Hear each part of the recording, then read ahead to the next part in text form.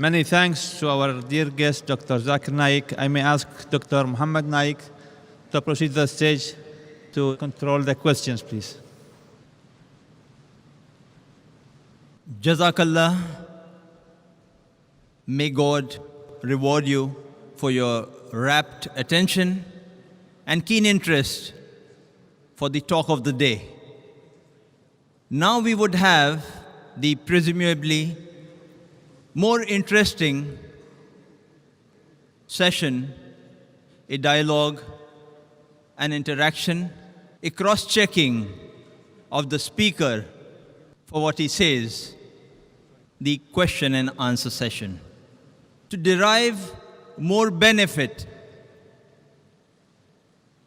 in the limited time that we have available with us today, we would kindly request you to observe the following rules.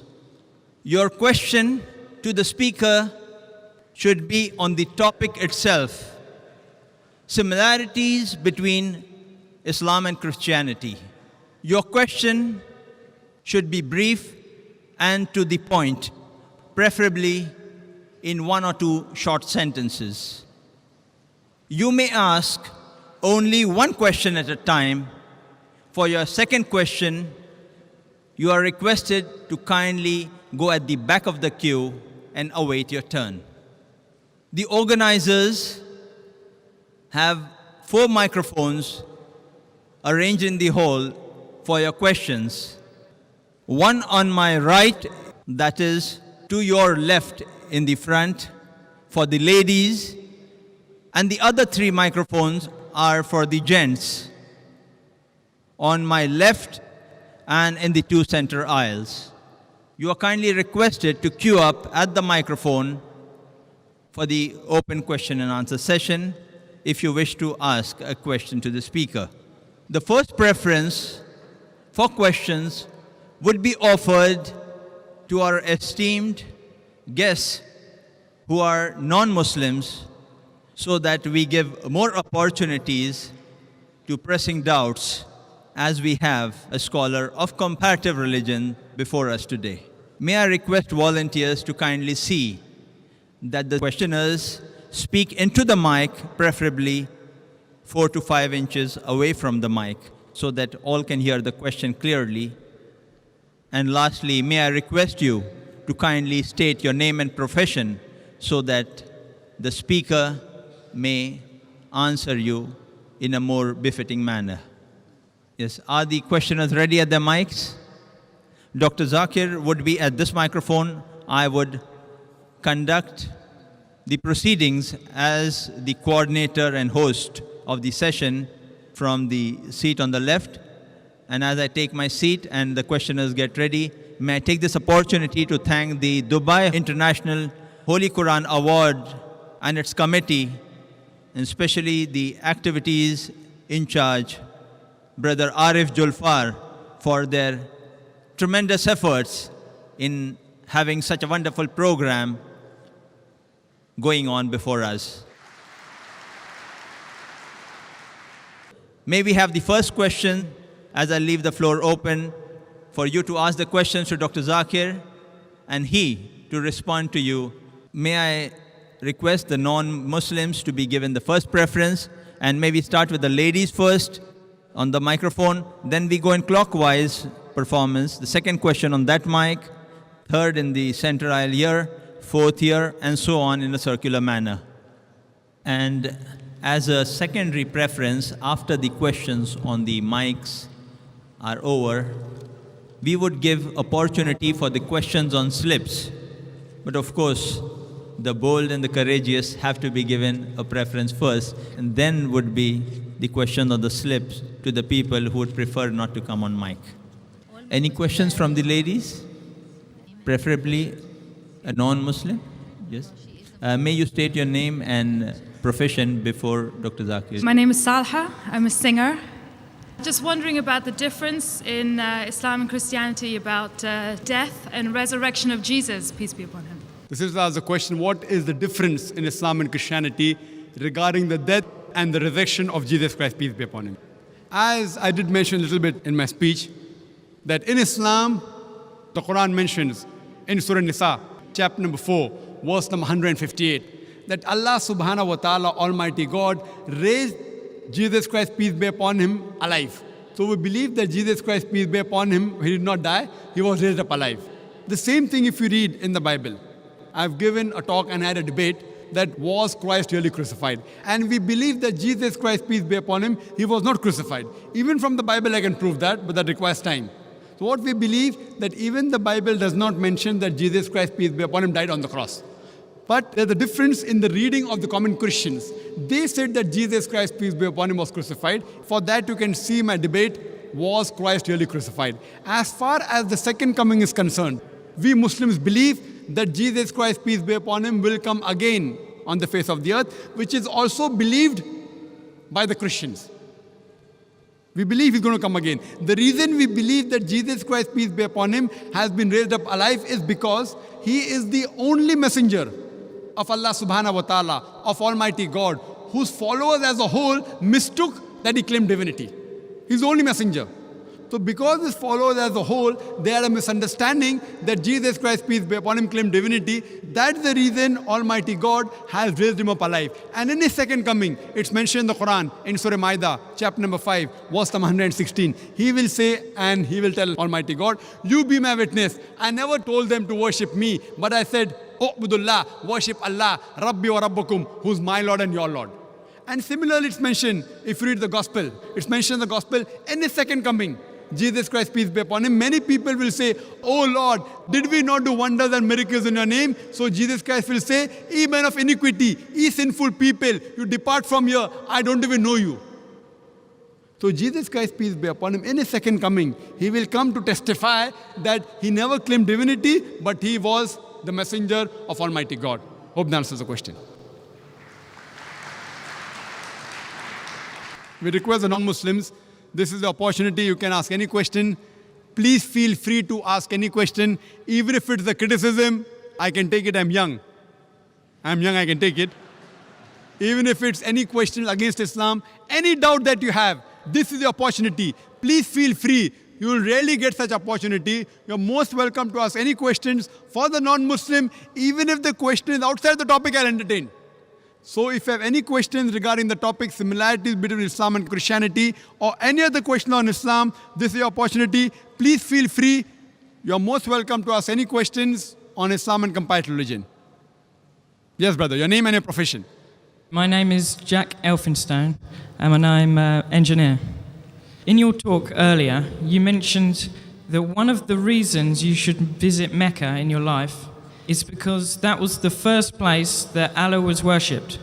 But we know that Allah was worshipped long before, where in Adam, Noah, and Moses, and many prophets worshipped Allah. But that wasn't in Mecca. So explain for me, clarify, was Mecca the first place that Allah was worshipped or before?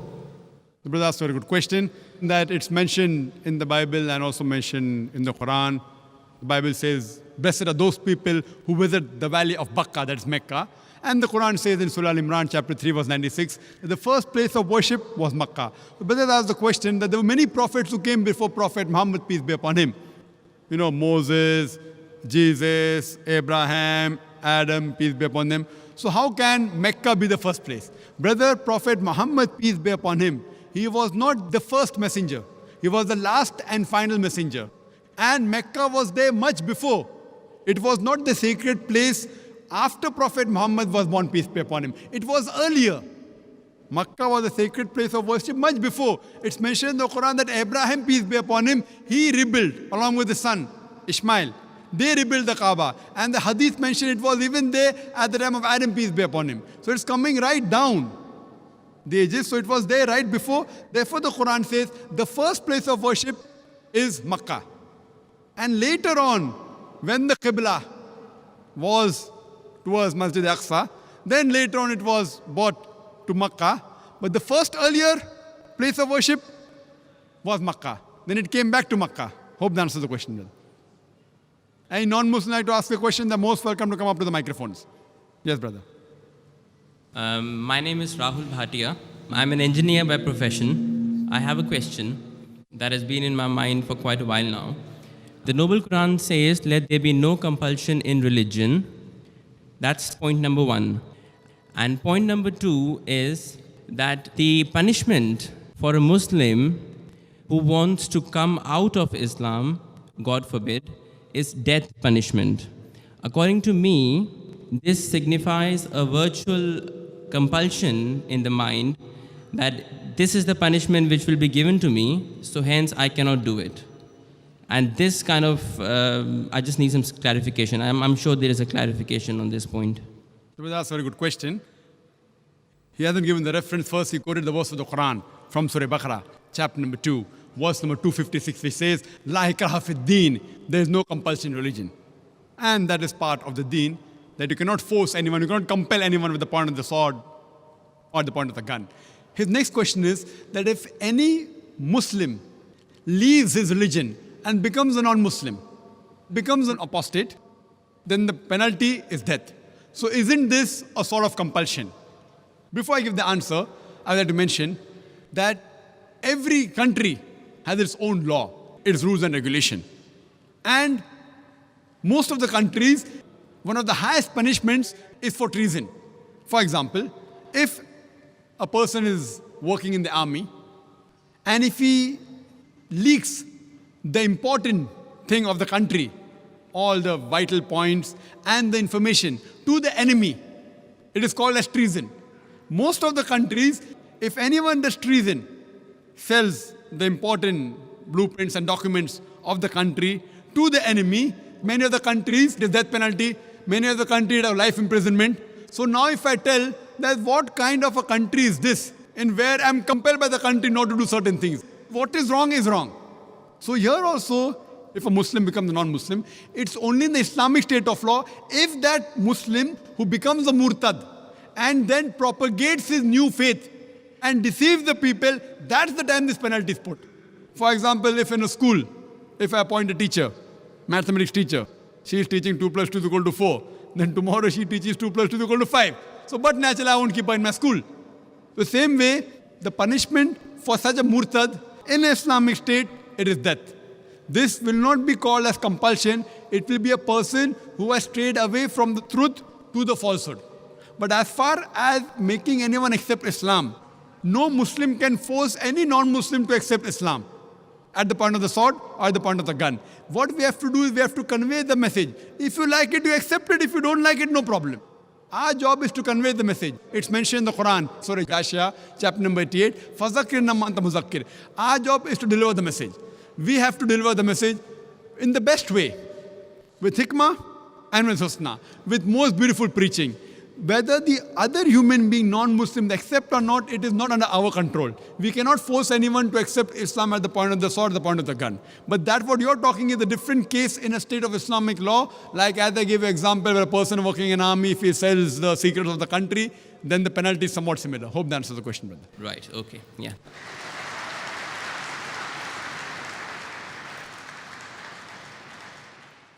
And may I again remind our audience that non-Muslims would be given first preference, so much so that even if they have questions out of the topic, but very relevant to the comparative religion scholarship of Dr. Zakir and relevant for the needs of the time, we would permit those questions too from non-Muslims. Yes, sister. My name's Caroline. I'm a journalist. I've got a two-part question here. Does Islam propagate acts of forgiveness? Yes or no? Does Islam propagate acts of forgiveness? This was the question, does Islam propagate acts of forgiveness? Of course, yes. And every chapter, every surah of the glorious Quran begins with the formula, Bismillah ar-Rahman ar-Rahim. In the name of Allah, most gracious, most merciful. So why does it... Yes, sister. Second part of the question. And the second part of the question is, why does it Yes, no permit? Why does Islam permit honor killings? Honor killing? Yes. What do you mean by honor killing, sister? Honor killing, the right to avenge your brother's blood in the name of Allah. It might be out of context, but I just need to know if This there's is an the answer question to that- this. If I get you mean honor killing means if someone kills any human being to take revenge. Yes. That's what you mean. Yes, because I've read a few books, and a lot of the times people have said that they are allowed to kill their brother or to kill somebody else because their brother has been killed by another human being. This was also a very good question, that if Islam propagates act of forgiveness, why does it permit honor killing? Why does it permit? That's a very good question. Sister, if you analyze this mention in the Quran, in Surah Baqarah, chapter number 2, verse number 178, the had penalty, the punishment of death, on the basis of qisas. And Allah also says in the Quran, in Surah Ma'idah, chapter number 5, verse number 32, if anyone kills any other human being, whether it be Muslim or non-Muslim, unless it be for murder or for creating mischief in the land, it is as though he has killed the whole of humanity. So as a general rule, if any human being kills any other human being, it is as though he has killed the whole of humanity, except under two circumstances. Unless it is for murder or for creating mischief in the land. Now, there are two exceptions where Islam gives permission where you can kill any other human being. Number one is, if that person has committed murder, which comes in your scope of question, honor killing. Number two is if he is creating fasad, corruption in this land.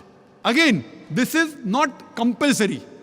If someone kills someone, it's not compulsory he has to be killed. Islam also says that if the relatives of the person who has been killed, if they take blood money, if they forgive the killer, that person who has killed can be forgiven. But under normal circumstances, if he's killed someone and if I want death on that, because for death, again the punishment is death. Like as it's mentioned earlier in the early scriptures, even in the Bible, an eye for an eye and a tooth for a tooth. It keeps on continuing. Here what we realize, that suppose I know of a human being who's killing other people, innocent human being. If I don't kill him, he will keep on killing other human beings. So that law is not only in Islam, it's the law of most of the countries. That if homicide is done, if someone has murdered someone, in many countries, he should be put to death or there's life imprisonment. Even in Islam. That if he's killed someone, if required, he can be killed. But the relatives of the person even can forgive the person. If they want. If they want, they can forgive the murderer. But if they want that he should be put to death, then he'll be put to death. And the second case where a person can be killed is if he's causing corruption in the land. For example, if someone is committing rape. Now rape is nothing but causing corruption in the land. So in this case, that person should be put to death. Because the sin is so heinous. It is such a big crime that there is no other punishment but death penalty. And I've asked this to many non-Muslims. That God forbid, if someone rapes your mother, and if you are made the judge, and if the rapist is brought in front of you, what punishment will you give him? And 100% of the non-Muslims, they told me that we will put him to death. Some went to the extreme of saying we will torture him to death. So why these double standards? You know, in America, which happens to be one of the most advanced countries in the world, according to the FBI statistics, in 1990, every day on average, 1,756 cases of rape took place. According to 1996 statistics, US Department of Justice, every day 2,713 cases of rape took place. 1990, 1,756. 1996, 2,713. Maybe the Americans got more bold. That means every 32 seconds, one rape is taking place in America. We are here in this auditorium for the past about 3 hours. Already more than 300 rapes may have taken place in America. So Islam has a system of hijab, which I mentioned in my talk. That when a man looks at a woman, he should lower the gaze. The woman should follow the Islamic hijab, which I mentioned earlier. After that, if any man commits rape, he gets capital punishment. Even the American law says that 7 years rigorous imprisonment for a rapist, but most of the time he's let free. So when you ask even a non-Muslim, what punishment will you give? 100% say we'll put him to death. There was one American who was a smart aleck. In America, he told me, Brother Zakir, first I will give him 5 years rigorous imprisonment. I told him, do you know, according to the statistics of America, out of those that commit rape, after they imprison and after they're let free, more than 95% commit rape again. So if you want your daughter and your mother to be raped again, you're most welcome. I don't want that. So he said, if that's the case, in the first time itself, put him to death. So in such cases, where there's corruption of land like rape, etc., Islam gives permission, death penalty can even be given for that case. Hope that answers the question, sister. Yes, brother. Assalamu alaikum, sir. My name is Praveen Kumar, and I am a computer programmer by profession. First of all, I would like to thank you for delivering such a wonderful lecture. And my question is, From your presentation, it's very crystal clear that whatever the righteous path set in the Islam, it's also set in the Christianity. So why not a Muslim or a Christian take up both and take the good deeds in both the things and follow it? The brother asked a very good question and a very important question, and a chance to clarify my talk also.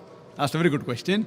That if everything is good, I've talked about similarities in Islam and Christianity, everything is good, so why don't we take the good of the religion? That's what I've done. I've taken the good of Christianity, that is the Bible. I can give a talk, a longer talk, differences in Islam and Christianity, which I don't intend doing. There are many things which I don't agree with the Bible. Many things, because I don't consider the Bible as a whole to be the word of God. We believe in the Injil which was revealed to Jesus Christ, peace be upon him. But the present Bible is a corrupted form of the original revelation which was given to Jesus Christ, peace be upon him. This Bible, if we analyze, has got hundreds of contradictions, has got hundreds of mathematical errors, has got many scientific errors. I had a debate with Dr. William Campbell, Quran and the Bible in the light of science, and I pointed out many scientific errors. These scientific errors, these contradictions cannot be attributed to Almighty God. There is even pornography in this Bible, which if you ask me to read, even if you pay me $1 million, I can't read in front of the public. Pornography. Ezekiel chapter number 23, and I can quote the references, but I cannot read it. I cannot. Islam doesn't give me permission. So what I have done, brother, I have followed the guidance of the Quran of Surah Al-Imran, chapter 3, verse 64, which says, Ta'ala ila kalmatin sawa'im bainana bainakum. Come to common terms as between us and you. At least what is common, we agree to follow. What is not common, we will discuss it later on. See, when we have an interfaith dialogue, I disagree with the way interfaith dialogue takes place in different parts of the world. There is a Christian who comes and says, all religions are good, Islam is good, Christianity is good, Hinduism is good. Then a Hindu comes and says, Islam is good, Christianity is good, Hinduism is good. Then a Muslim comes and says, Islam is good, Christianity is good, Hinduism is good. Then when I ask the question, will that Christian priest give up Christianity and accept Islam if both are the same? The answer is no. Will the Hindu give up his religion and become a Christian? The answer is no. Will the Muslim give his religion and become a Hindu? The answer is no. It is nothing but hogwash. What I have done, I asked the people, at least let us agree that one scripture in the world is 100% the word of God. No one will have problem in that. The Hindu will say, okay, I don't mind accepting my scripture, the Veda, to be the word of God. 100% correct. The Christian will say, I have got no problem. I wouldn't mind accepting Bible to be the word of God. The Muslim will say, I have got no problem. I wouldn't mind accepting Quran to be the word of God. Now, take out the common factors in all these major world religious scriptures. At least agree to follow what is common. All the major world religions, they say there's one God. They say idol worship is wrong. All the major world religious scriptures say that the last and final messenger to come is Prophet Muhammad Sallallahu Alaihi Wasallam. So when we analyze, I say, let us at least agree to follow what is common. All the major religions speak about modesty, even Hinduism. And earlier when I had come to Dubai, last year, I gave a talk on similarities between Hinduism and Islam. Even Hinduism says there's one God, idol worship is prohibited, Muhammad Sallallahu Alaihi Wasallam is going to come. Prophet Muhammad, peace be upon him, is mentioned more than 100 places in the Hindu scripture. Even Hindu scripture says that you should be modest, the woman should be completely covered, there should be covered, polygamy is allowed in Hinduism and Christianity as well as in Islam, about modesty, not to have alcohol, not to gamble. That doesn't mean everything of Hinduism is correct. Similarly, everything what today the Christians follow is not correct. What I have done, I have used the Furqan. Quran is the Furqan, the criteria to judge right from wrong. What is matching with the Quran, I have got no objection in accepting that to be correct. What contradicts, I disagree. There is certain things mentioned in the Bible. The prophets, they did incest with the daughter. Now how can I agree that Prophet Lut, alayhi salam, Prophet Lot, did incest with his daughter? I can't agree with that. What I say, this portion cannot be the word of God. It is adulteration. It is a corruption. It's a fabrication. Therefore, I'm saying that if you read the Bible, there's something like the red letter Bible. This is a red letter Bible. Red letter means all the words that Jesus Christ, peace be upon him, spoke are in red. And if you compile them, it will hardly be 2 columns of the newspaper. Very little, a small percentage. What I'm trying to tell, that at least let us agree to follow what is common. That doesn't mean I agree everything of the Bible. Because the today's Bible is not maintained in the original form. Why? Because all the previous scriptures, as I mentioned in my talk, were supposed to be meant for those people and for that time. Today, you have to follow the last and final message, that is the glorious Quran, and the last and final messenger, Prophet Muhammad, peace be upon him. Irrespective whether they're born in India, or Pakistan, or America, or UK, or UAE, or Saudi Arabia, you have to follow the last and final revelation, the Quran, and the last and final messenger, Prophet Muhammad, peace be upon him. You tell me to take the good points, I've taken the good points of Christianity. As far as Islam is concerned, I don't know a single bad point. You point out to me, and I will give you the reply. I challenge anyone to point out a single verse of the Quran which is against humanity. Don't point out the Muslims. I'm not here to support the Muslims. I'm here talking about Islam. To understand Islam, don't look at the Muslims. Look at the Quran and the authentic hadith, the sayings of the Prophet. And I challenge anyone to point out a single statement in the Quran or the hadith which is against humanity. There may be certain statements you may feel is wrong because of lack of knowledge, not having the statistics of the world. But inshallah, if you think anything is wrong, you're most welcome to point out. And I will try and explain to you why this is there in Islam, the reason and the hikmah behind it. Hope that answers the question. Thank you, sir.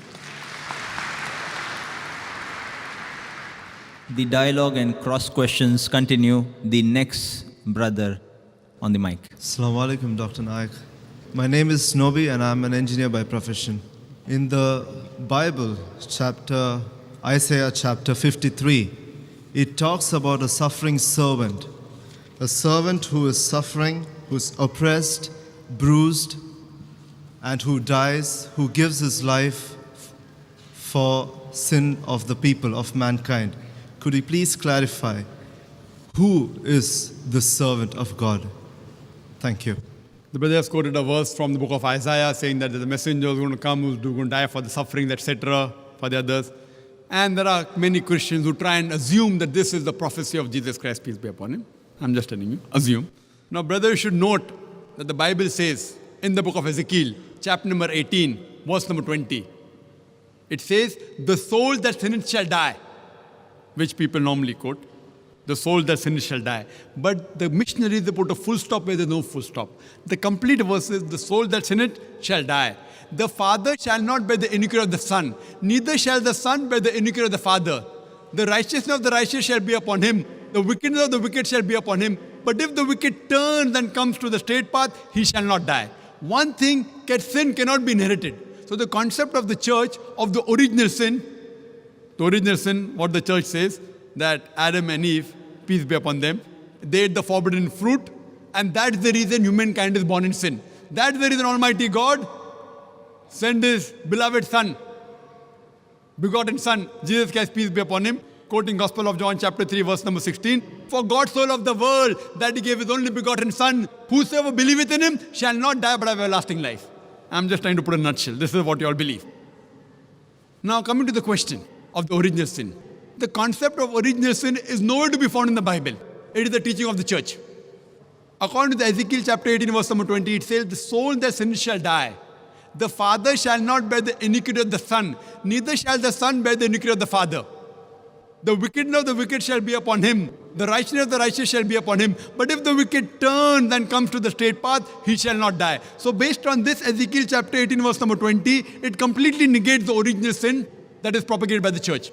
The Quran too says, no bearer of burden can bear the burdens of the others. No bearer of burden. So surely sin is not inherited. Eve tempted Adam to eat the forbidden fruit. Adam ate the forbidden fruit, may peace be upon them. Did Adam, peace be upon him, ask me before eating the fruit? Did he ask me? No. So why should I be held responsible? If he had asked me and if I told him yes, then you can catch my collar. Now Adam didn't ask me before eating the forbidden fruit, peace be upon him. So why should I be held responsible? How can God be so unjust? Allah says in the Quran in Surah Nisa chapter 4 verse number 40, Almighty God, Allah subhanahu wa ta'ala, is never unjust in the least degree. So sin is not inherited. So your concept of saying that this refers to Jesus Christ is totally wrong. And Jesus Christ, peace be upon him, that's the concept teaching of the church, that for God so loved the world that He gave His only begotten Son. See, son, if you analyze in the Bible, Almighty God has got sons by the tons. It says Abraham was the son of God, Ephraim was son of God, Isaiah was son of God.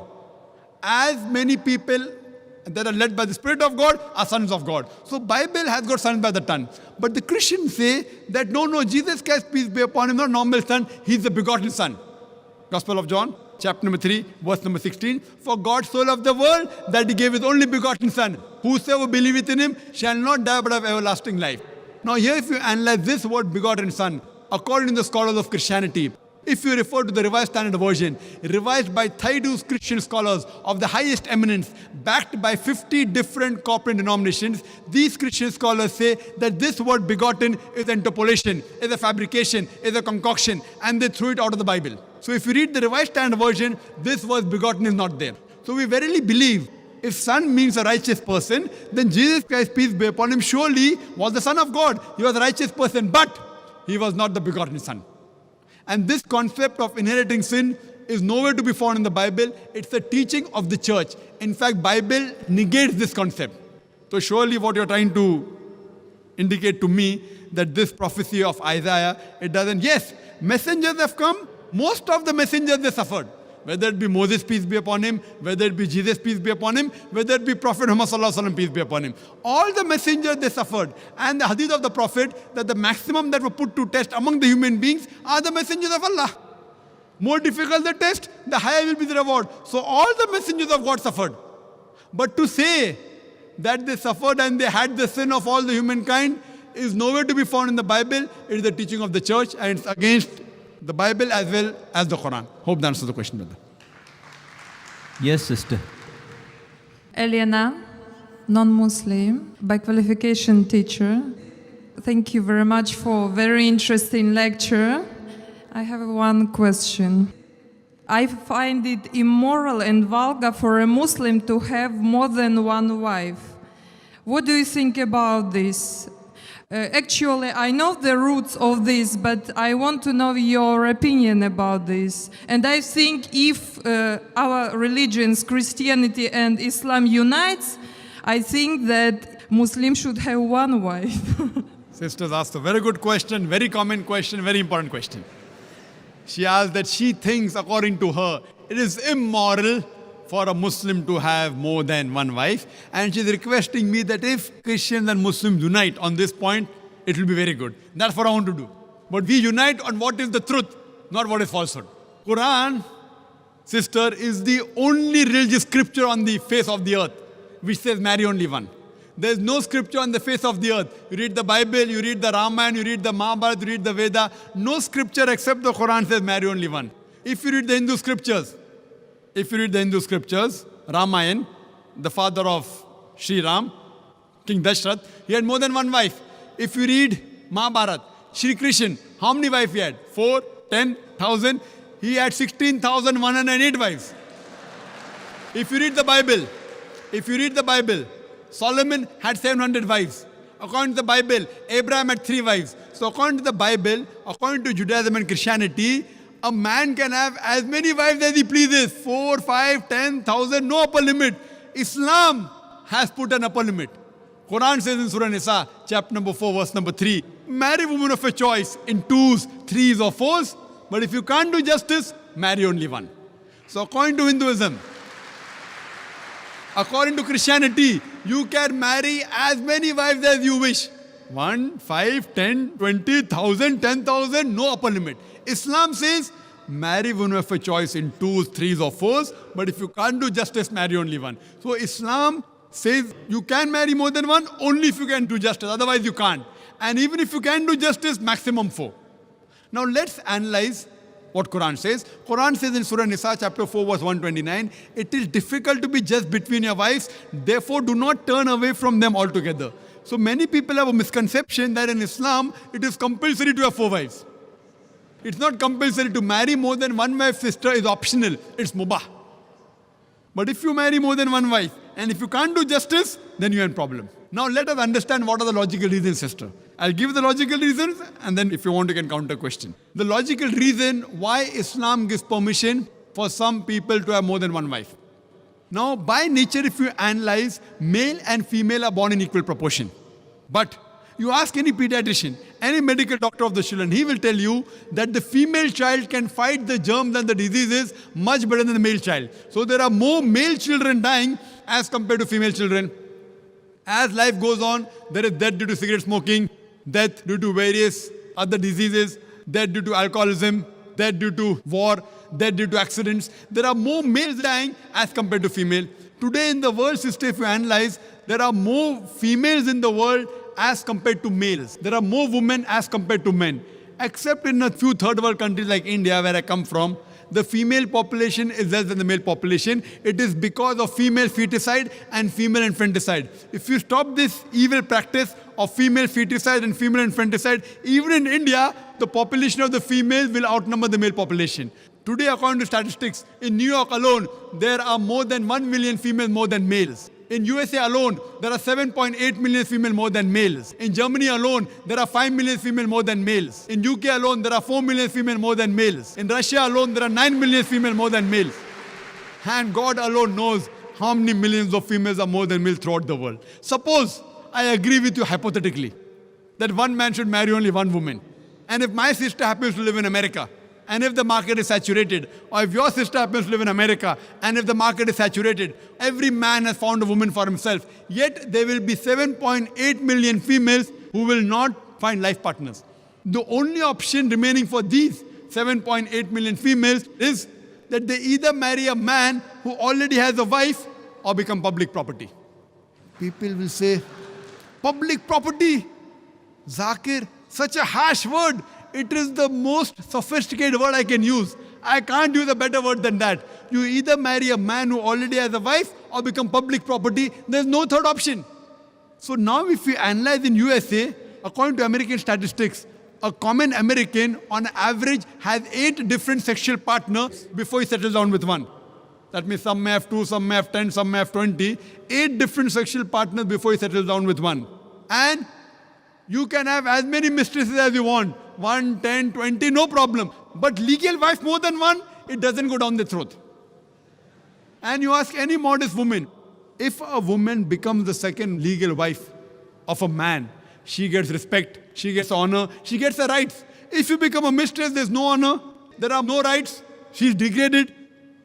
So Islam has the solution to the problems of humankind. Today, there are more women in the world than the men. According to me, Islam has permitted some men to have more than one wife so that the woman can live modestly. Otherwise, it's not possible. I do agree with you, sister. I do agree with you, sister, that a woman would not like to share a husband. I agree with you. That a woman would not like to share a husband, but no woman under normal circumstances would like a husband to marry one more woman. But the Islamic Sharia says, let a small loss take place to prevent a big loss. A good Muslimah, a good Muslim woman who knows the world scenario, she would not mind taking a small loss, that is sharing a husband, to prevent a big loss, that is making a sister becoming a public property. Yes, sister. Do you have any? I said immoral because if a woman has more than one man, she is a bad woman. But if a man has more than one woman, it's okay, yeah? That's a very good question. Sisters asked the question that if a man has more than one woman, he's a good man. No. If a man has more than one wife, no problem. But if he has more than one woman, even he's a bad man. Like in America, one man has got 4 mistresses, 5 mistresses, 10 mistresses. Even in India, he's a bad man. But if he has a legal wife, if he does nikah, if he marries her, gives her due rights, gives her mahr, equal time, equal justice, then he's a good man. But now the counter question, why can't a woman have more than one husband, correct? Is that your question? Is your question that why can't a woman have more than one? I was thinking that in case if female population increases and male population decreases, so female can have 2 or 3 husbands. That's a very good question.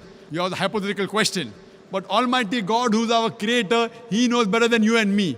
He's our creator. And the reason, because God has made the woman a stronger sex. She is medically more stronger than the man. You know that? I'm a medical doctor, sister. Medically, a woman can live for longer years than a man. We think the man is strong. Physically, man is strong. But medically, the woman is stronger. She lives longer, her longevity. The average span of a woman is few years more than a man. There are less deaths in the pediatric age group. And regarding your main question, that Islam allows polygyny, a man to have more than one wife, but does not allow polyandry, that is a woman to have more than one husband. Why? The reason is that if a man has more than one wife, and if a child is born, you can easily identify who is the father and who is the mother. But if a woman has more than one husband, and if the child is born, you can identify the mother, but you can't identify the father.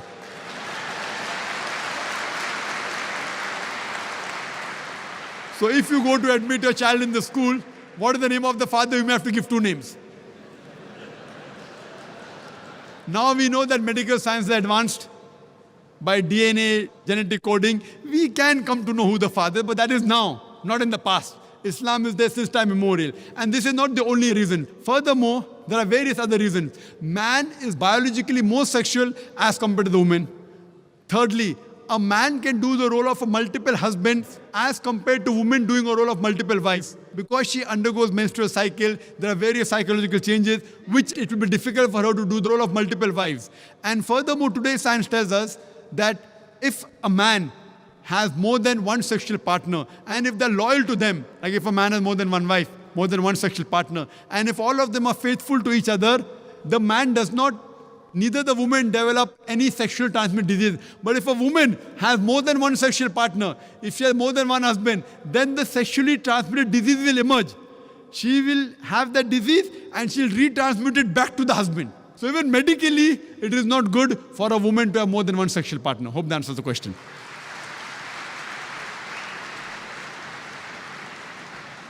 Any question? Good evening, Dr. Zakir. And my name is Beryl D'Souza. I'm from Bombay. Tonight, I must thank you for the wonderful lecture. And I must tell you that I used to see you on the television and follow your lectures ever since the past some years when I was in college. Tonight I would like to ask you a question.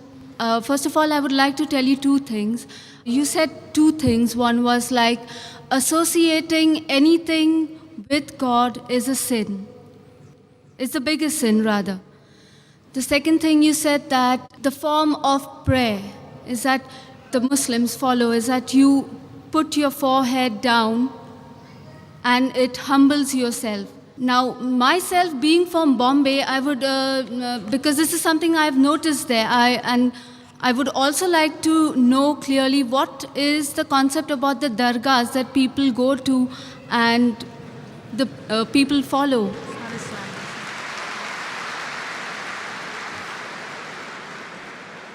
The sister asked a very good question. You're asking a question regarding the Muslims now. And it's a very intelligent question. She says that in Islam, if associating partners with God is the biggest sin, and the best form of worship is to prostrate, then what happens in dargahs? People go to dargah and they prostrate. So is it right or is it wrong is the basic question. Sister, I do agree with you. You have understood my lecture very clearly and very correctly, that associating partners with God, anyone does, it is wrong. Whether he calls himself a Muslim or non-Muslim, whether he calls himself John, Abdullah, Zakir, Muhammad, anyone who associates partners with God, he is doing the biggest sin. And we can prostrate to no one but to Almighty God. So anyone who prostrates to anyone besides Almighty God, he is doing shirk. He is associating partners with God. So if any human being goes to any grave and he prostrates to that grave and he worships that grave, he is doing the biggest sin, irrespective whether he calls himself a Muslim or non-Muslim.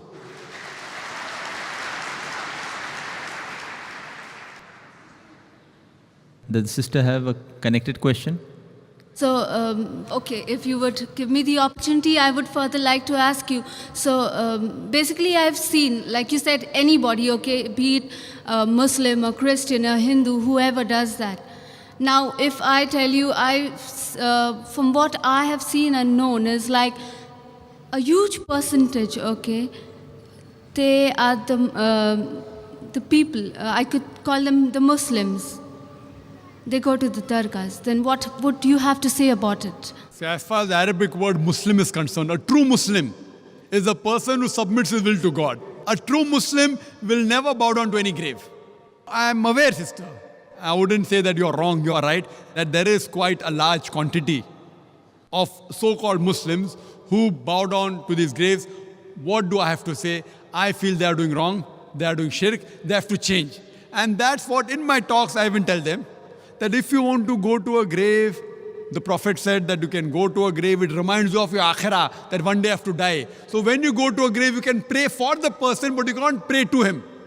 You can pray for him, that may Allah give him Jannat-e-Firdaus, may He forgive his sins, etc. But you can't pray to him. Prayers should only be to Allah subhanahu wa ta'ala. Iyaka na'budu wa iyaka nasta'in. They alone we worship, they alone we ask for help. So my talks are even targeted to these Muslims, and I tell them also that I have given other talks, that you should not worship, you should not prostrate to graves. This is wrong, it's a big sin. And alhamdulillah, summa alhamdulillah, since you are from Bombay, I am also from Bombay, there are thousands of youngsters, mashallah, after my talk, who have stopped worshipping graves. Alhamdulillah. Hope that answers the question. Yes, brother. My name is Lee. I'm a student. My question is that earlier you mentioned that Jesus is also a Muslim because he submits to the will of God. And this is regardless of the fact that he drank alcohol, he didn't pray 5 times a day. You know, the only action he did was submit to the will of God. So, given that thinking, that logic, wouldn't that mean that any person of the book, Christian or Jew, is in fact a Muslim, as long as they agree to submit to the will of God? Whether if I understood your question correctly, you said any person, whether Christian or Jew, etc., who submits the will to God is a Muslim. Yeah, as you said about Jesus, you said Jesus is a Muslim That's right. for that reason. But whether, I do agree with you, anyone who submits the will to God in Arabic, you call him a Muslim. But you should first know what has God commanded us. If you think something else, if you read a scripture which is not the word of God and start thinking or submitting a will to God by following a scripture which is not the word of God, then you are not a true Muslim. So first you have to identify what has God commanded us. And if you do a comparative study of all the scriptures of the various world religions, you will find out, if you use the test of science, logic, etc., the only scripture that passes the test is the last and final testament. If there's something like Old Testament and New Testament, the Quran is the last testament. So, if you want to truly submit your will to God, first you have to find out who is this true God, what has He commanded us, and after that you have to submit your will. So therefore, when I say a true Muslim is a person who follows the commandments of Almighty God. Now Jesus Christ, peace be upon Him, was a messenger of God.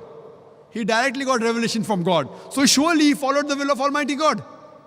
So today also, if a Christian, supposedly, what the talk is based on, that at least let us agree to follow what is common in your scripture and my scripture. Suppose you will say Bible is the word of God, I am saying Quran is the word of God. So let us agree to follow what is common. What is different, keep it aside. So your Bible says believe in one God. So if you believe in Trinity, you are going against the Bible. The word Trinity does not exist in the Bible, but it's in the Quran. Quran says in Surah Nisa chapter 4, 171, Wala taqulu salasa, don't say Trinity. So if you believe in Trinity, you are going against the Bible. For the Bible says that you should not do idol worship. Bible says you have to believe in the last and final messenger. Jesus Christ, peace be upon Him, said in the Gospel of John, chapter number 16, verse number 12 to 14, I have many things to say unto you, but ye cannot bear them now. For He, when the Spirit of truth shall come, He shall guide you unto all truth. He shall not speak of Himself. All that ye hear shall He speak. He shall show you things to come. He shall glorify me. So if you are a true follower of the Bible, you have to follow in the last and final messenger, Prophet Muhammad, peace be upon him. That means you have to follow the Quran and the sayings of the Prophet. So if you follow the Quran and the sayings of the Prophet, you become a Muslim. So my talk is based on, let us agree to follow what is common. Difference is, as I told earlier, I can give a talk on hundreds of contradictions in the Bible, which I don't intend doing. There was a person who wrote a book in USA, Dr. William Campbell, that there are 30 scientific errors in the Quran. I went to Chicago and had a debate, and I clarified all his misconception. And when I pointed out 38 scientific errors in the Bible, he could not reply to any. So I cannot attribute these errors to Almighty God. So first I have to identify which is the book of God, and then follow it. So even if you agree for sake of argument that Bible is the word of God, even then you have to follow the last and final messenger, Prophet Muhammad, peace be upon him. So let us agree what is common in both the scriptures, and let us agree at least implement on that today and come to common terms. Hope that answers the question. Yes, brother. Good evening, Doctor. My name is Daniel. I'm a student. The 54th verse of the 7th chapter of the Quran says that Allah created the earth, the heavens and the earth in 6 days. And the 42nd chapter, verses 9 to 12, clearly state that Allah created earth and heaven as it is today in 8 days. What is your reply to that? The brother asked a question asked by Christian missionaries against the Quran. And there are several places in the Quran where it says Allah has created the heavens and the earth in 6 days. What the brother is referring, chapter number 41, verse number 9 to 12. He is saying that the Quran says that the heavens and the earth was created in 8 days. The word 8 is not there in the Quran. What it says, I'll tell you. The Quran says that Allah subhanahu wa ta'ala is the one who has created the heavens and the earth. And all those who differ, there are people who are bound to differ, are the ones who do shirk. And the verse continues, Almighty God created the earth in 2 days, and Almighty God created the sustenance on the earth, the mountains, everything else, in 4 days. And verse number 11 of chapter number 41, Summa. Most of the translations say after. It means various other things. Then Almighty God created the heavens in 2 days. Now, normally a person reads 2 plus 4 plus 2 is equal to 8. But the word 8 is not there. God Almighty created the heavens in 2 days. Now, if we know Quran, we'll be able to reply. If a person does superficial reading, he may get misled. And Quran says, those people who try to mislead the people with this verse are those who associate partners with God. So Almighty God knows that people will use these verses of the Quran to mislead the people. The reply to the query. The reply is that Almighty God created the earth in 2 days. They created the sustenance, the trees, the mountains, and in due proportion in 4 days. Summa. Summa in Arabic can also mean simultaneously. It doesn't have to mean after. It can mean that, it can mean simultaneously Almighty God created the heavens in 2 days. For example, if I tell you, I'm going to construct a building 30 stories high in 6 months. That's my statement. If you go into details, I tell that I will be creating the basement, the foundation of the building in 2 months, and the structure in 4 months, all the 30 stories. Simultaneously, when I'm creating the foundation, I will even create the compound wall in 2 months. So basically, while I'm creating the foundation, I'm even creating the compound wall. That doesn't mean it is 2 plus 4 plus 2, 8 months. It is while I'm creating the foundation, simultaneously I'm even creating the compound wall. So actually my building will be constructed in 6 months, not 8 months. So similarly, when Allah says, when He created the earth, He even created the heavens. So the 2 days of the earth, simultaneously Allah creates the heaven. That's the reason Allah says in the Quran, in Surah Anbiya, chapter number 21, verse number 30, Avalam yaral lazina kafaru. Do not the unbelievers see anna samawati wal arda kanat ratkan fataknahuma, that the heaven and the earth were joined together and we clove them asunder. So Quran says we created the heaven and the earth simultaneously. فَفَتَقْنَاهُمَا, we clove them asunder. This is nothing but the Big Bang in a nutshell. Today, Big Bang tells us that the whole universe was one primary nebula. Later on, there was secondary separation, which gave rise to galaxies, the stars, the planets, the earth on which we live. So, based on Big Bang, science even doesn't disagree with the Quran, that when the heaven was being created, the earth was being created simultaneously. So, the first 2 days and the last 2 days are simultaneously. So there's no contradiction, it's a contradistinction. Contradistinction means giving other facets of the thing. It is not contradiction. Contradiction means two things with the opposite. Contradistinction means telling you other qualities. For example, if I say that you are very honest, tomorrow I tell you are very kind.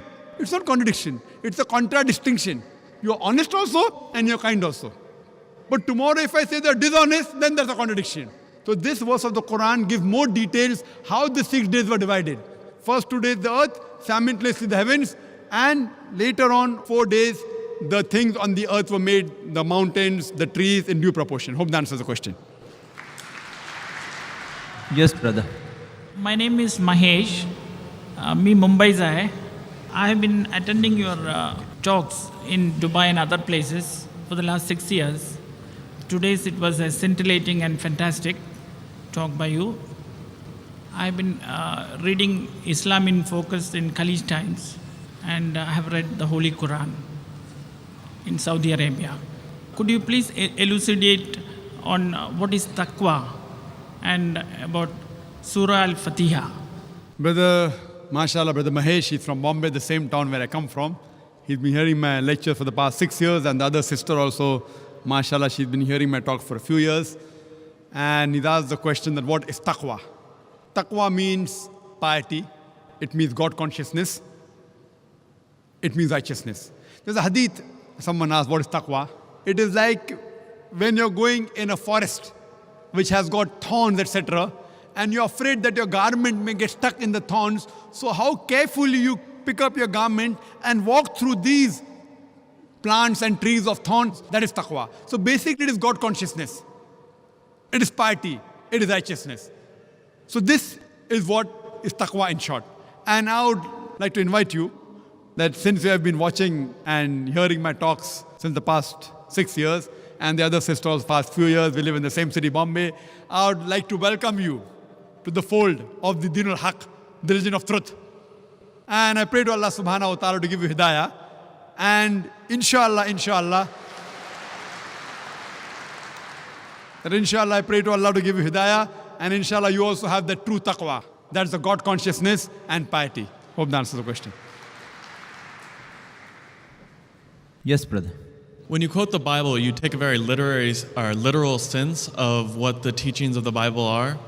And for the past 500 years, we've taken it more as parables and stories that it shouldn't be taken literally, but for the actual meanings behind it.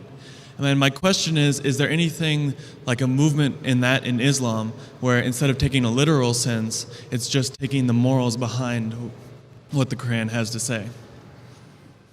The brother asked the question that I have quoted the Bible and I take everything literally, but since the past few hundred years, there are parables. There are even parables in the Quran. There are parables in the Quran. But if the Quran says something literally, many a times you can understand that one word may have various meanings. If a word has got 5-6 meanings, either all the 5-6 meanings are correct, or maybe you have to take one meaning only. But that does not mean the Quran says something else and you take the opposite meaning. There are parables in the Quran also. Many parables in the Quran. But that doesn't mean it literally goes against the Quran.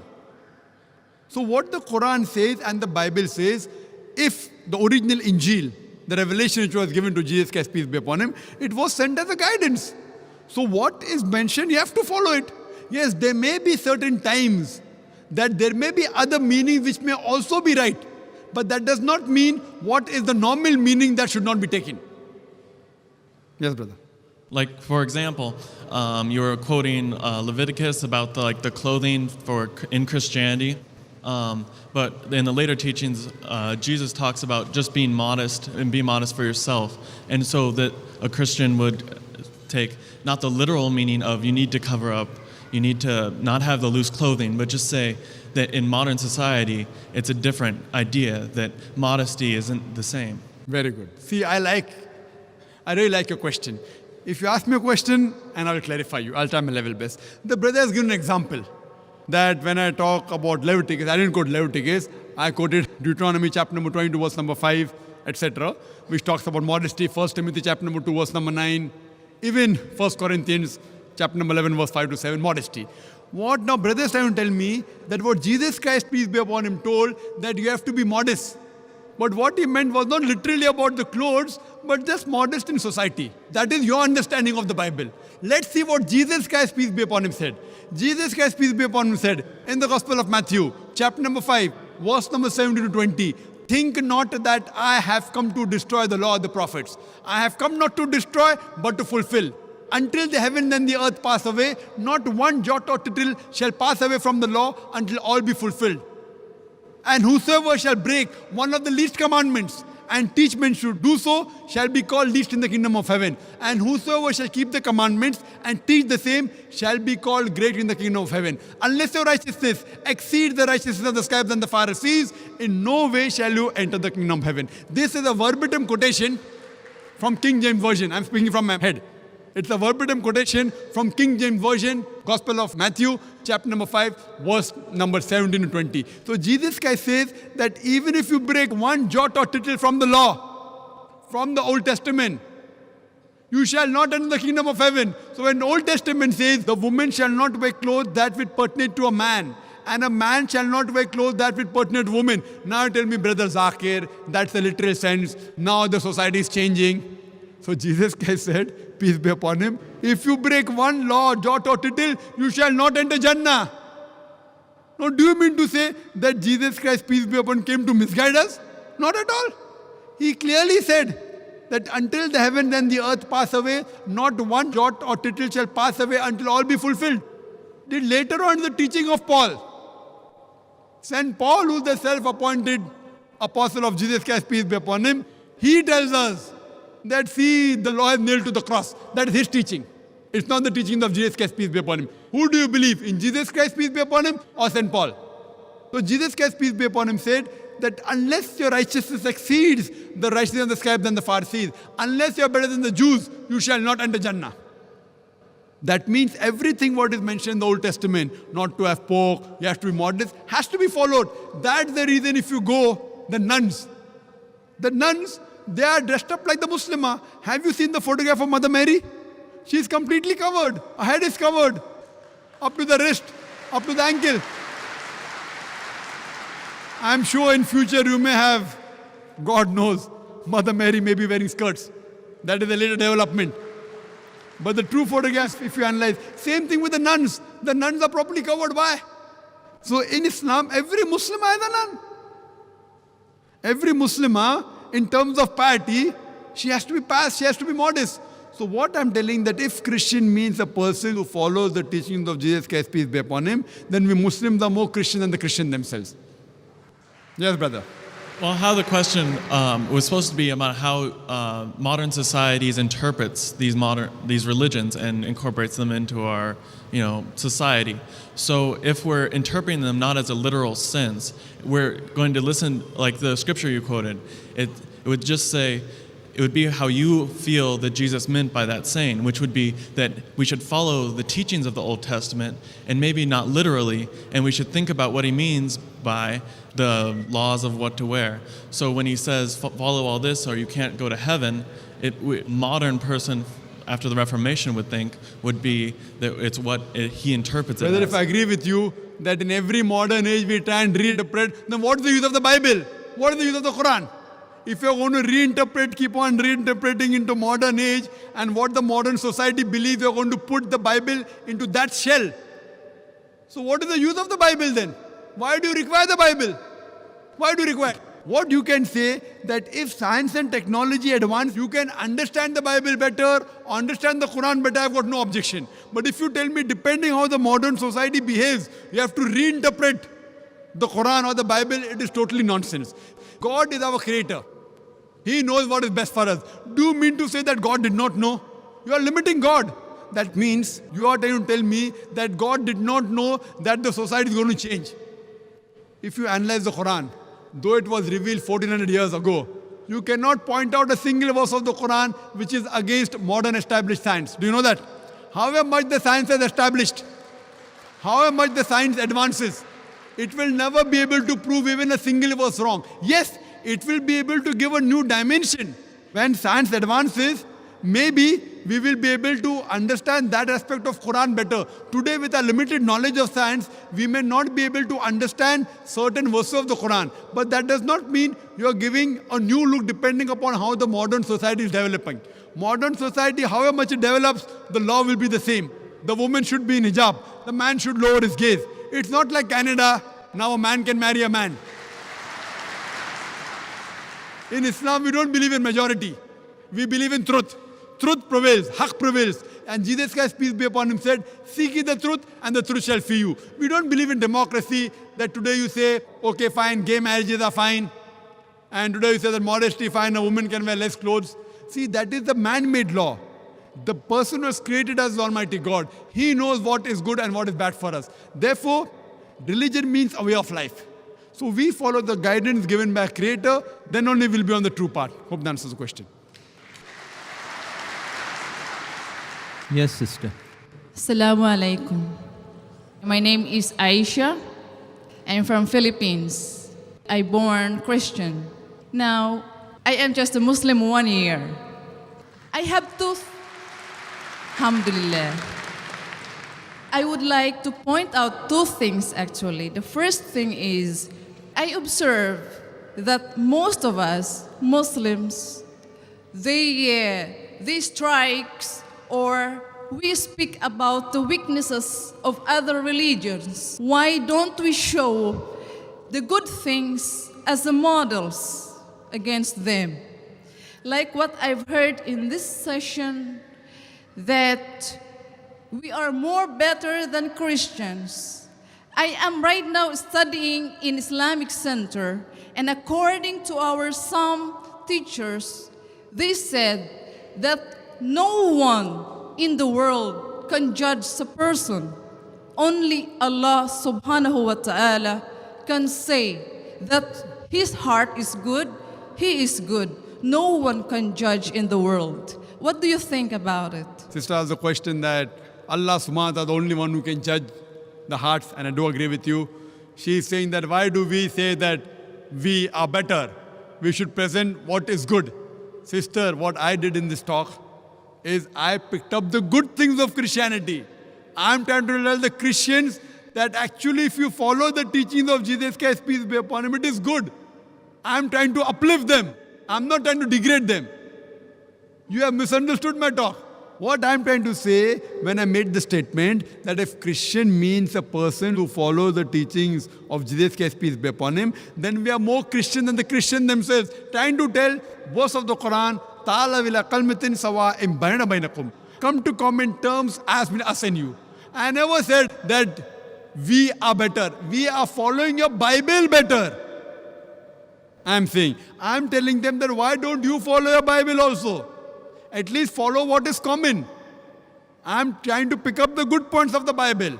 That if your Bible says that be modest, the woman should cover the head, that the woman should wear the veil, the woman should be modest. I'm telling them, why aren't you modest? Where am I trying to prove that we are better than them? I'm trying to say that at least let us agree to follow what is common. Again, this is not my technique. It is what our Creator Allah has told us. It is not my style. Allah is telling me to do this. If you say it is wrong, then you are telling Allah is wrong. Allah says in Surah Al-Imran chapter 3 verse 64, Ta'ala wila qalmitin sawa imbayna bainakum. Come to common terms as between us and you.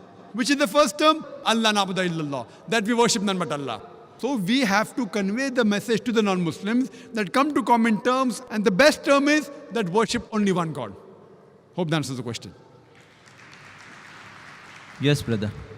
Good evening, Doctor.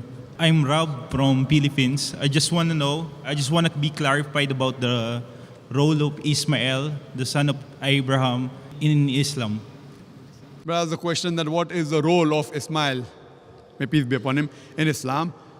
We believe that Ismail, peace be upon him, was the son of Abraham. He's not only mentioned in the Quran, he's even mentioned in the Bible. The Bible and the Quran, it does mention that Abraham, peace be upon him, he had two wives, Sarah and Hajra. And even in the Bible it's mentioned that the wife, same thing in the Quran. So Isaac, peace be upon him, Ishaq, is the son of Sarah, peace be upon her. And Ishmael is the son born from Hajra, peace be upon her. So both of them were sons of Prophet Abraham, peace be upon him, and both are prophets of God. We have to respect and love both of them. Hope that answers the question. Yes, brother. Assalamu alaikum. My question is kind of related to the one the sister started asking, and the other one who commented on picking good things in religions. See, I believe Islam is part of this continuous chain of religions. Like if we're talking about Judaism, Christianity, and Islam, in order to be a Muslim, you have to believe first in Judaism and Christianity. My question is, like the Similarities and the crucifixion of the Christ, like, let me say the Islamic story about the crucifixion of the Christ, in other words. And I believe that it's, once this issue is clarified, we'll have no more major differences, like gaps will just turn off. The brother asked the question, he has posed two parts of the question, that a Muslim can only be a Muslim first if he believes in Judaism and Christianity and then Islam, which I disagree, brother. Allah says in the Quran in Surah Al-Imran, chapter number 3, verse number 19, Inna dina indallah al-Islam. The only religion acceptable in the sight of Allah is Islam. So what Moses, peace be upon him, preached was nothing but Islam. He never preached Judaism. What Jesus Christ, peace be upon him, preached was nothing but Islam. He never preached Christianity. The word Christianity doesn't exist in the Bible. Do you know that? The word Christianity doesn't exist in the Bible. The first time the word Christian is used in the book of Acts. In the book of Acts it says that the people of Antioch, they called the followers of Jesus Christ as Christians. It was a nickname given by the people of Antioch. Jesus Christ, peace be upon him, never heard the word Christian in his life. Do you know that? So where did he teach Christianity? So for you to say a Muslim should first follow Judaism, Christianity, then Islam is totally wrong. Inna dina indallah al-Islam, the only religion acceptable in the sight of Allah is Islam. What all the messengers preached is nothing but Islam. These, what you find, the Bible and the other books, they are the corrupted form of the original revelations. Now coming to your question, that what is the Islamic version of crucifixion? What Islam has to say about crucifixion? Quran says in Surah Nisa, chapter number 4, verse number 157, that they said in boast that we killed Jesus, the son of Mary, the Jews. They said in boast, we killed Jesus, son of Mary. وَمَا قَتُلُوا وَمَا صَلَبُوا. They killed him not, neither did they crucify him. وَلَكِنْ شُبِّهَ لَهُمْ. It was only made to appear so. And all those who differ are full of doubts. إِلَّا اتِّبَاعَ الظَّنِّ, with only conjecture to follow. وَمَا قَتَلُوا يَقِينًا. For a surety, they killed him not. So according to the Quran, the Jews said in boast that we killed Jesus Christ, peace be upon him. But they killed him not, neither did they crucify him. It was only made to appear so. And all those who differ are full of doubts, with only conjectures to follow. For a surety they killed him not. So according to the Quran, we believe that Jesus Christ, peace be upon him, he was not crucified. It was only made to appear so. And I've had a debate on, was Christ really crucified? Crucifixion means a person should die on the cross. And in my debate I've proved that Jesus Christ, peace be upon him, he did not die on the cross. So we don't have an English term for a person who's put on the cross but does not die. So the new word that we can coin is crucifixion. F-I-C-T-I-O-N, fiction, not fiction, not F-I-X-I-O-N. So what we believe, that it was a crucifixion.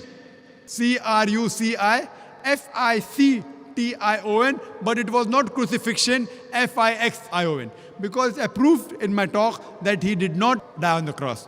To cut it short, to make the Christians realize, in one nutshell, how to prove that Jesus Christ, peace be upon him, did not die on the cross. He was not crucified. When Jesus Christ, peace be upon him, was asked by the people that, "Oh Master, show us some signs." So he replies in the Gospel of Matthew, chapter number 12, verse number 38, he says, "You evil and adulterous generation, you ask me for a sign. No sign shall be given except the sign of Jonah. For as Jonah was 3 days and 3 nights in the belly of the whale, so shall the Son of Man be 3 days and 3 nights in the heart of the earth." Now, anyone who's a Christian, he knows the sign of Jonah, he has to go to the book of Jonah. It is only one page, only 2 sides. And when you ask any Christian about the sign of Jonah, they will tell us that Jonah was asked by Almighty God to go to Nineveh to deliver the message, but he runs away from the commandment and goes to Joppa. So here, while he's traveling in the ship, there's a storm. So it was a thinking at that time that the storm is due to a person has not obeyed to the commandment of his Lord. So they draw lots.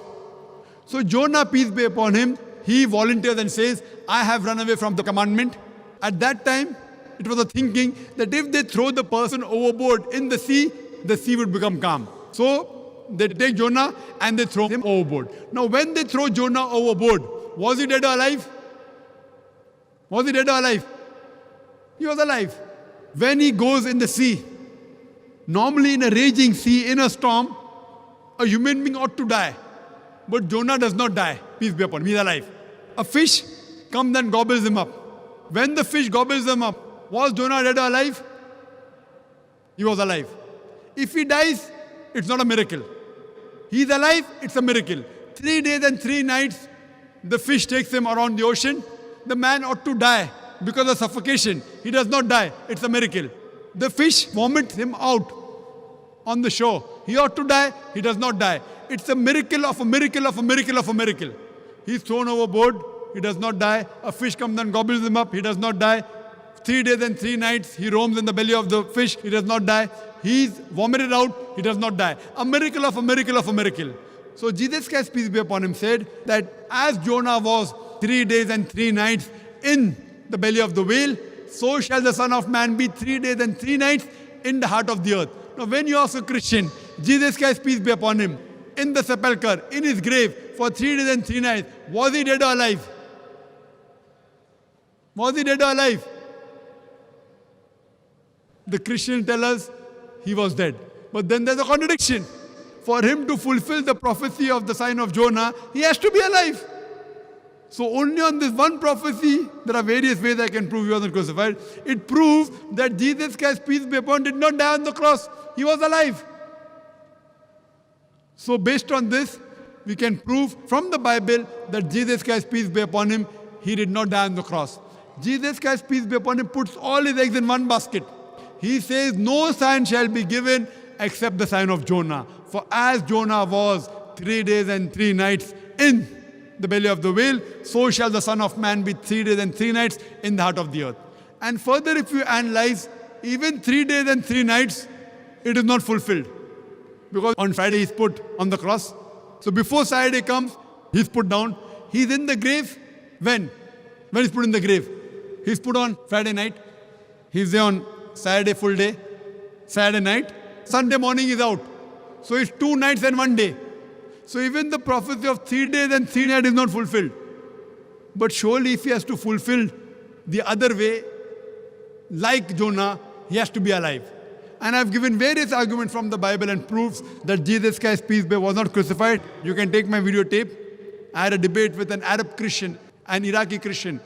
Was Christ really crucified? And I proved there that he was not crucified, he was raised up alive. Hope that answers the question. The next question from a non-Muslim brother here on this mic. Hi, sir. Thank you very much for answering all the questions, for your patience. It's very, very helpful. I just have another question. The first verse that was revealed to Prophet Muhammad, peace be upon him, was Ikra Bismika, yeah? Read in the name of your Lord who created. Now the question is, if the angel Gabriel said to Prophet Muhammad, peace be upon him, that read in the name of your Lord, right? One scenario could be that he was reciting and he was asking Prophet Muhammad to, peace be upon him, to recite after him, yeah? But the answer of the Prophet, peace be upon him, was, I cannot read, right? Now, that shows that the angel was actually showing him something which was written, because if he was just repeating, if the angel was just saying something and was just asking the Prophet to just recite after him, it doesn't require the Prophet to know how to read or write. Yeah, it's just repeating. Yeah, so that means it was actually something written that the angel was wanting the Prophet to read. And hence his reply was that I can't read.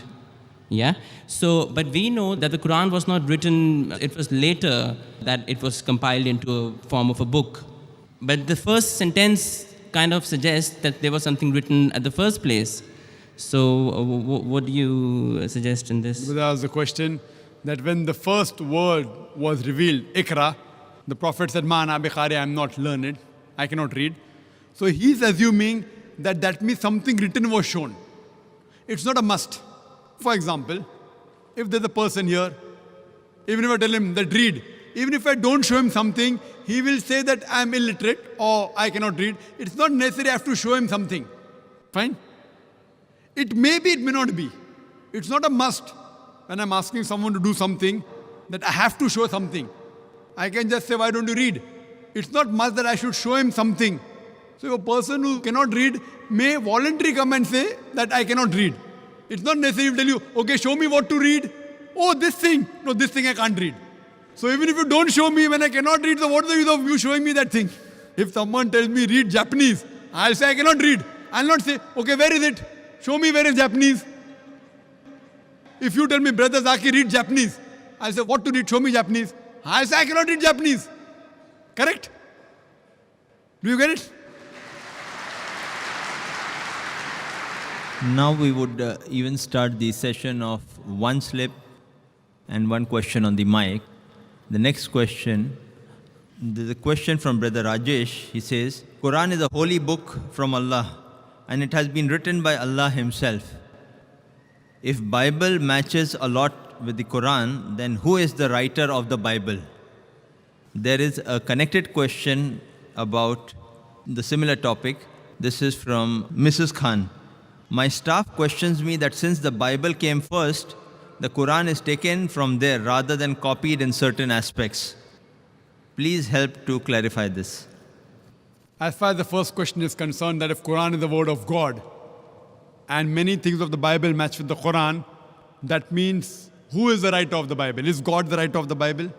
We agree that Quran is the word of God.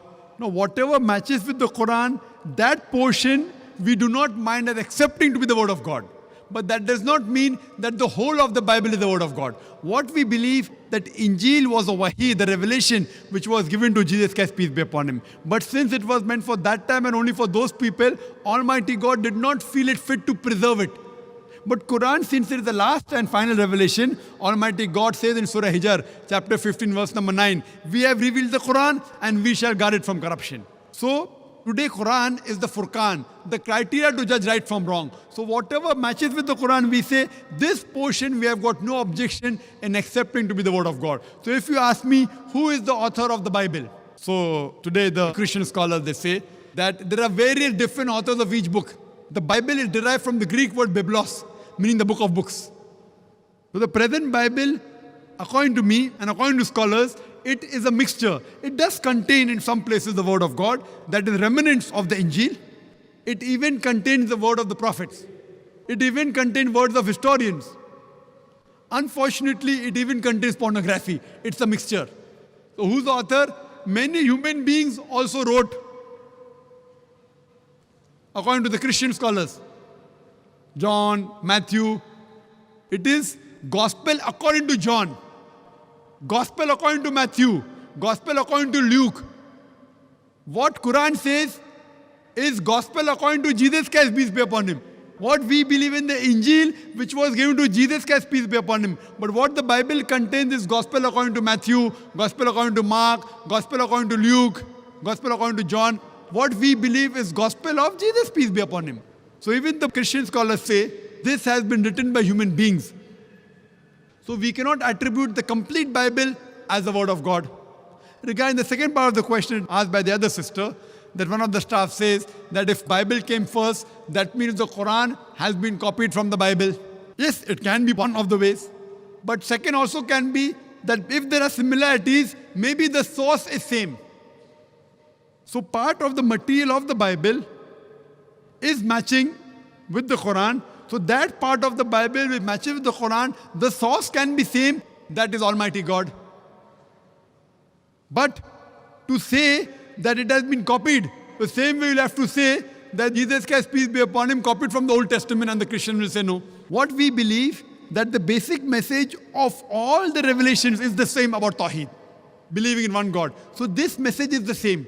But imagine, there are hundreds of scientific errors in the Bible. Now, if you say it has been copied and people assume, Nauz Billah, that Prophet Muhammad, peace be upon him, copied the Quran from the Bible, that means Prophet Muhammad, peace be upon him, he corrected. Scientific errors he didn't copy. That means he was a great scientist. So while copying the Bible says the light of the moon is its own light. The Quran says the light of the moon is reflected light. Bible says in Genesis chapter number 1, verse number 16 to 19, light of the moon is own light. Quran says in Surah Furqan chapter 25, verse 61, light of the moon is reflected light. So Prophet Muhammad, peace be upon him, he took the Bible and he corrected it. And he said, no, it's not only reflected light. It's not possible. There are many things mentioned in the Quran which science has discovered today. Quran has mentioned 1400 years back. So no human being can write such things, what is mentioned in the Quran. So surely we cannot. And if you refer to my talk on Quran and the Bible in the light of science, you'll get more details that it surely disproves that Quran cannot be copied from the Bible. It is a Furqan. It is a criteria to judge right from wrong. Hope that answers the question. Yes, brother. My name is Paul. I live here and I'm a manager. I have about 3 parts I want to ask you. I've been storing it up for 3 hours. The first one is there are 2 types of death. There's a spiritual death and there's a physical death. And a brother was asking about if you leave Islam, you should be put to death for this. In the Christian Bible, God says, if you don't know me, I don't know you. And I think those simple words sum up a spiritual death, that when the person who has chosen to ignore God and is standing before God on Judgment Day, God will just simply say, you didn't know me and I don't know you. That is a spiritual death. I just say that as a comment. My wife and I were walking through the streets of Dubai and we were past a CD and a book about Islam. I've moved from Singapore. I'm British, but I've lived in Singapore for 23 years. I've rubbed shoulders with many Muslims, Hindus, and Buddhists. And I'm pleased to say I've learned more about my fellow mankind having been away from Britain than ever I would have learned in Britain. This thing that you're doing tonight is wonderful, and I wish I had had this many years before.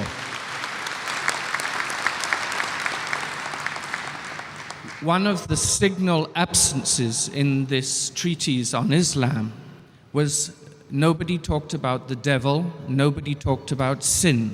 And I was puzzled because in Christianity it is always constantly the fight between good and bad. In the Old Testament, which was the first thing that I learned, there were a lot of similarities with Islam. People are slaughtering cows and sheep and goodness knows what to atone for their sins. And the more I gather, the worse the sin, the more animals that were killed. And in the big temple courtyards, there were just vast areas for burning these animals on the altars. Why has that stopped? If Islam is drawing on a lot of the Old Testament things, what I know as the Old Testament, Abraham had a wife called Sarah. How do you know this? You know it because it was recorded. Would you agree, therefore, in the New Testament that the people who wrote and recorded those things, are they telling the truth? I'm asking you a question which I hope you'll answer in a minute. Are they telling the truth, or is this made up? And therefore, why are we not even today slaughtering animals left, right, and center to atone for our sins, because there is another forgiveness?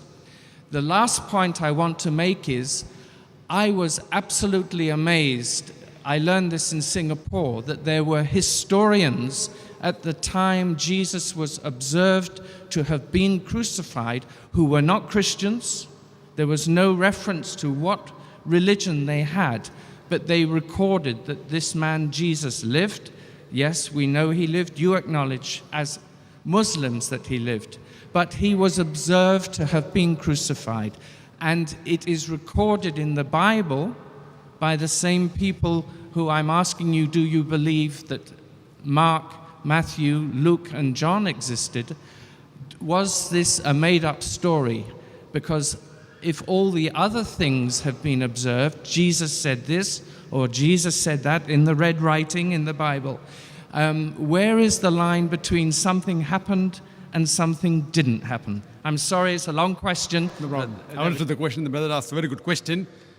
He said that in my talk, for example, I mentioned that Abraham had another wife by the name of Sarah. may peace be upon them. How did I come to know? From the Bible. So he's asking me that many things of Islam, there are similarities in the Old Testament. Now when we go to the New Testament, how do I pick and choose? Why don't I believe in the writers? Brother, anything, whether it's part of the Old Testament or New Testament, whether it's part of a Hindu scripture or any other scripture, I as a Muslim, I consider, as far as I'm concerned, I'll come up with the others later on, as far as a Muslim is concerned, this Quran is my Furqan. Furqan is the criteria to judge right from wrong. And our beloved Prophet Muhammad said, Ballighu anni walau ayah. Propagate even if you know one verse. And there is no problem if you quote from the scriptures of the Ahl Kitab. Now, as far as the scriptures of the Jews and Christians are concerned, there are 3 rules to be followed.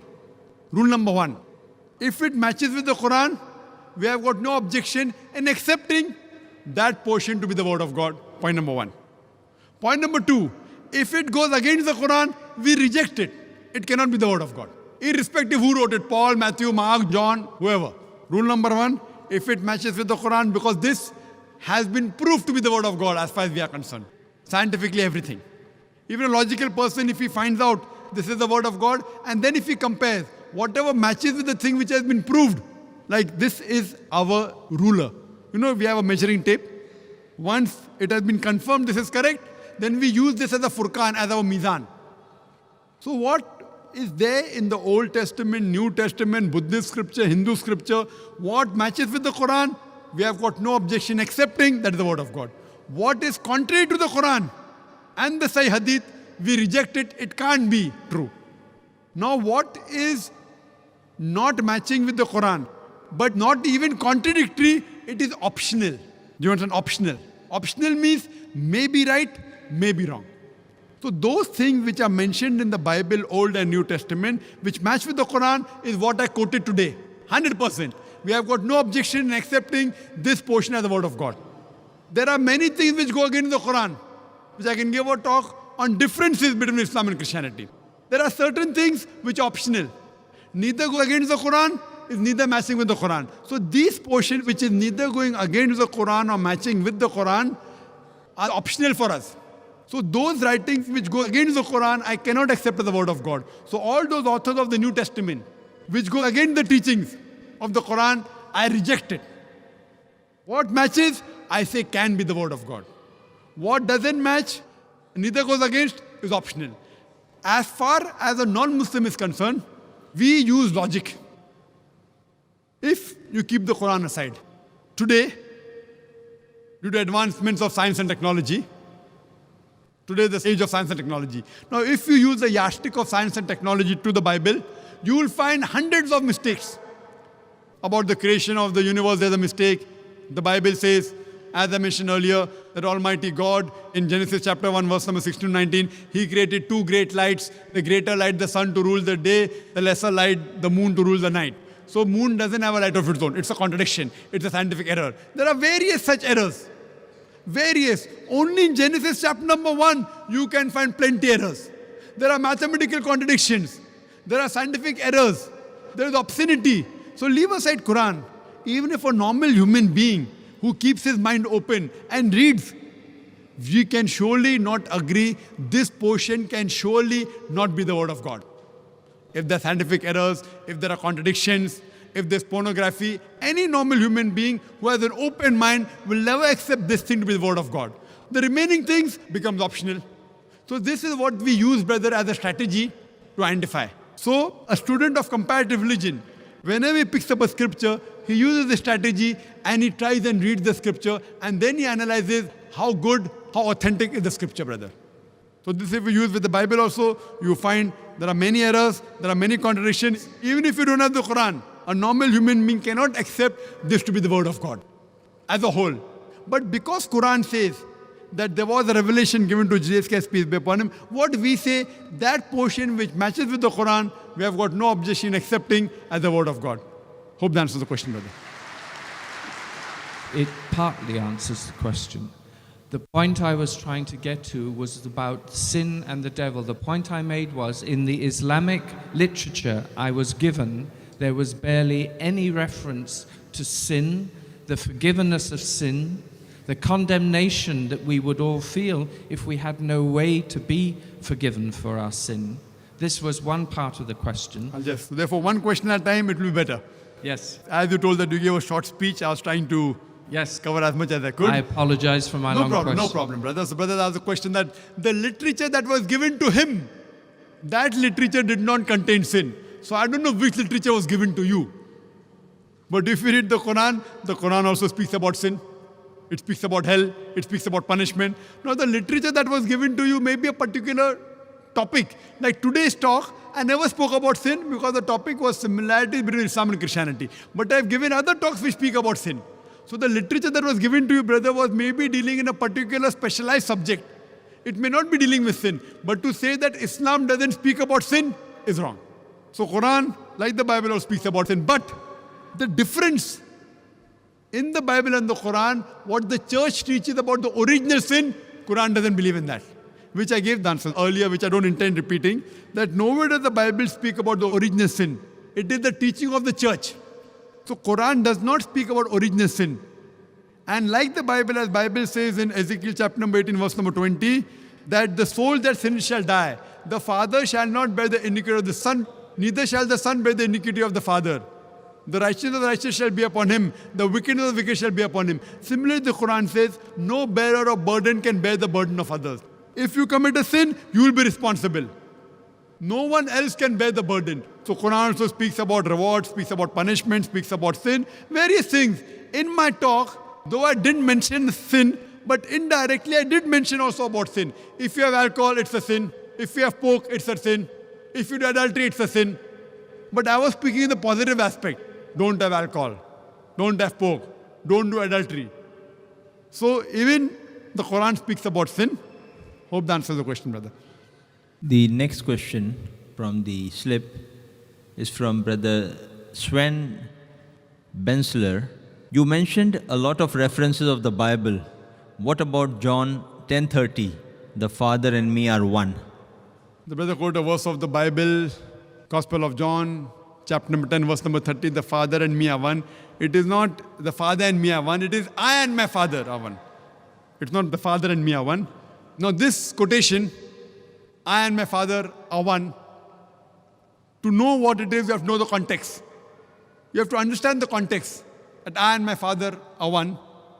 To know this, you have to go a few verses earlier. If you read Gospel of John, chapter number 10, verse number 23, it speaks about the context, that the Jews, they entered the temple in Solomon's porch. Verse number 23. Verse number 24 says that the Jews came upon Jesus Christ, peace be upon him, and they asked him, how long dost thou make us doubt? If thou art the Christ, tell us plainly. Verse number 25 says, I have told you, but you believe not in me. The work that I do, they bear witness of my Father. Verse number 26 says, you do not believe in me because you are not my sheep. Verse number 27 says, my sheep, they hear me and they follow me. Verse number 28, I give them eternal life. No man can pluck them out of my hand. Verse number 29 says, my Father that giveth to me is greater than all. No man can pluck them out of my Father's hand. I and my Father are one. So in context, it means in purpose. Verse number 28 says that no man can pluck them out of my hand. Verse number 29 says, my Father is greater than all. No man can pluck them out of my Father's hand. Verse number 30, I and my Father are one. So it means they are one in purpose. If I say my father is a medical doctor and he is a doctor, I am a medical doctor and my father are one, it means we are one in profession. It does not mean one in person.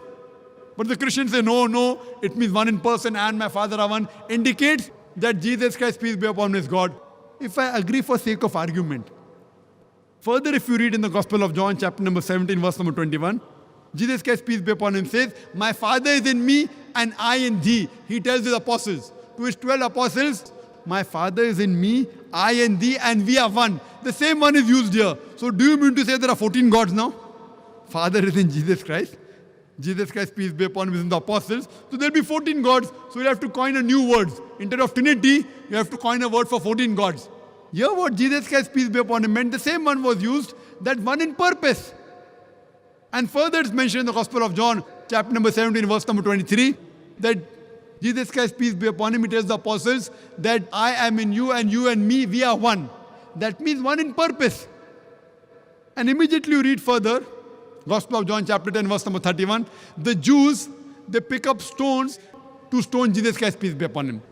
Verse number 32, Jesus Christ, peace be upon him, says, many of good works have I done. For which of my good works do you stone me? Verse number 33, all this is from my head. Any Christian who has a Bible can open and check up all the references I'm giving. Gospel of John chapter number 10 verse number 33 says that we don't stone you for good works. You being a man, you blaspheme saying I am God. Verse number 34 says that isn't it mentioned in your scriptures that ye are gods and the one to whom the word of God comes is called as God. Your scripture is not broken. So here if you read in context, that I and my Father are one is in purpose. It doesn't mean that they are one in unity, and it doesn't claim at all that Jesus Christ, peace be upon him, is God. Otherwise it would mean that there are 14 gods. So what it means is that the purpose of Almighty God and Jesus Christ, the messenger of God, is one and the same. Hope that answers the question. Yes, brother. Rahul again, thank you for giving me the chance again. Just another question I had in mind. Dr. Naik, coming from India, you would, I suppose you know about when it comes to marriages in India, they do horoscope matching before going ahead with the match.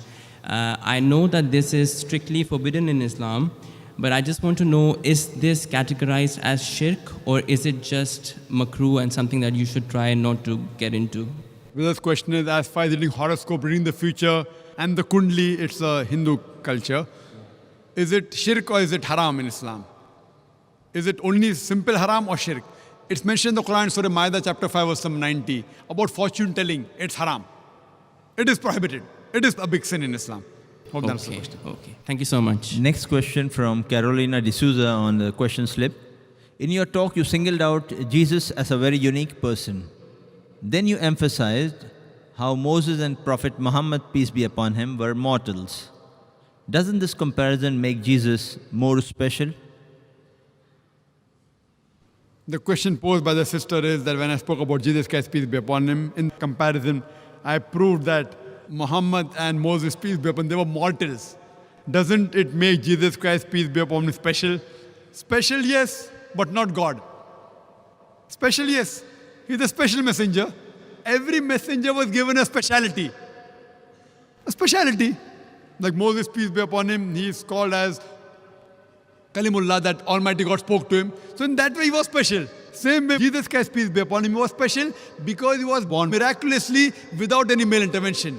Because Jesus Christ, peace be upon him, was born miraculously without male intervention, he was special. But that does not make him God. You know what people say? Normally some of the Christians, Jesus Christ, peace be upon him, he had a mother, he had no father. So who's the father? The Almighty God. So just because he had no worldly father, if it makes him God, the reply is given in Surah Al-Imran, chapter number 3, verse number 59. It says, Inna masala Isa in the like masal Adam. Halakam min turab, summa qala lahu kun fayakun. That the similitude of Jesus is the same of Adam, peace be upon him. He was made from dust and said, be it was. If you say that Jesus Christ, peace be upon him, Almighty God, because he had no father, then Adam, peace be upon him, according to the Quran and the Bible, he had no mother and no father. So do you mean to say he's a greater God? So it is just a miracle of Almighty God. That does not mean Jesus Christ, peace be upon him, is God. Neither does it mean that Adam, peace be upon him, is God. Hope that answers the question. Yes, brother. My name is Neto Raymond. I work in Dubai as a salesman. Now my question is just on fasting. I just want to know how somebody can control himself by fasting from morning up to in the evening. We know very well that Jesus himself fasted for 40 days. And yet you say that Muslims are more Christians than Christians themselves.